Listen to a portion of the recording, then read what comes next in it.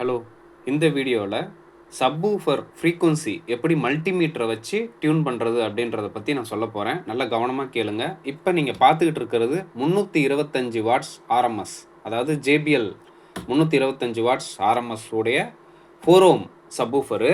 இப்போ இதை எப்படி மல்டிமீட்டர் வச்சு நம்ம டியூன் பண்ணோன்னா, சப்வூஃபரை கழட்டி விட்டுட்டு மல்டிமீட்டரை நான் பின்ன சப்வூஃபர் இதில் இன்சர்ட் பண்ணியிருக்கேன். ஓகேங்களா?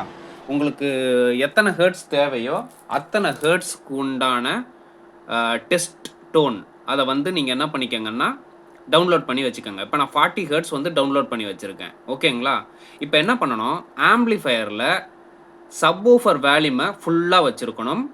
அதே மாதிரி 90% ஆஃப் ஆம்பிளிஃபயர் வேல்யூம், அதாவது உங்கள் சேனல் வேல்யூம், மாஸ்டர் வேல்யூம் 90% இருக்கணும். இப்போ இதில் 50 இருக்கிறதுனால நான் என்ன பண்ணியிருக்கேன் அப்படின்னு பார்த்தீங்கன்னா 40 வச்சுருக்கேன்.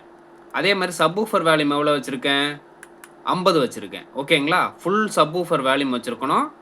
அதே மாதிரி உங்களை வேல்யூம் 90% வச்சுருக்கணும். சரிங்களா?